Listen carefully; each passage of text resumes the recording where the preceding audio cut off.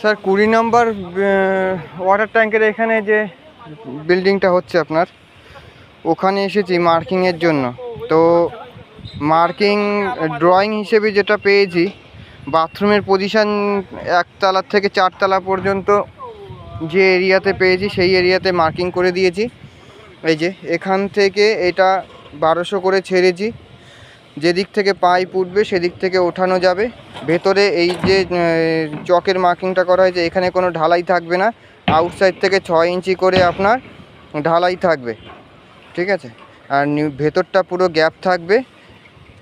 এই মার্কিংয়ে 1 তলাও চলে যাবে, 2 তলা চলে যাবে, 3 তলা চলে যাবে, 4 তলাতেও এই মার্কিংটা হচ্ছে। পরপর একই সিস্টেম অনুযায়ী মার্কিং করে দিয়েছি। এবার এটাকে পারফেক্ট মেজারমেন্ট, যেমন উপরে যদি 1200 থাকে পিলার থেকে, এই যে পিলারটা আছে, এই পিলার থেকে যদি এখানে আমার শেষ হচ্ছে 1200-তে, তাহলে সিভিল মিস্ত্রিকেও সেই ওলন করে আউটসাইডে 1200 যে মেজারমেন্টটা আসে পিলার থেকে 1200 ছেড়ে দিয়ে সেই অনুযায়ী মেজারমেন্ট অনুযায়ী ওদেরকে ছাড়তে হবে, তাহলে ঠিক আছে। আর 1 ইঞ্চি 1/2 ইঞ্চি মেজারমেন্ট যদি উল্টো পাল্টা হয়ে যায় তাতে কোনো আমার অসুবিধে নেই, কিন্তু বেশি না হয়ে যায়, 5-6 ইঞ্চি এদিক ওদিক ডাইনে বাঁয়ে না চলে যায় তাহলে অসুবিধে আছে, ঠিক আছে, দেখতে একদমই বাজে লাগবে।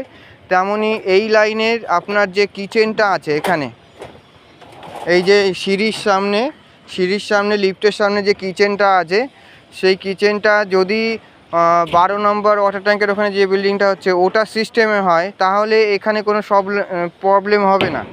আর যদি ওই সিস্টেমে না হয়ে পেছনে আগে ব্যালকনি হয়ে থাকে, আর সেই ব্যালকনিতে যদি কিচেনের থেকে লাইন যায়, তাহলে ব্যালকনি কিন্তু ফ্লোর রেইজ হয়ে যাবে, কেমন। এখানেও মার্কিং করে দিয়েছি কিচেনের আউটসাইডে। এবার সিভিল মিস্ত্রি ওলন করে প্রত্যেকটাতে সেরকমভাবে গ্যাপ ছেড়ে দেবে। এই যে মার্কিং করা আছে এখানে, তো 4 তলাতে পুরো মার্কিং করে দিয়েছি, 1 তলাতে পুরো মার্কিং করে দিয়েছি, 2 তলা 3 তলাটা স্যার বাকি আছে। তো এইগুলোকে সিভিল মিস্ত্রি যখন পুরো ঢালাই করবো, তো ঢালাই কমপ্লিট হয়ে গেছে, সেই সময় ওদেরকে ভালো করে বলে দিতে হবে।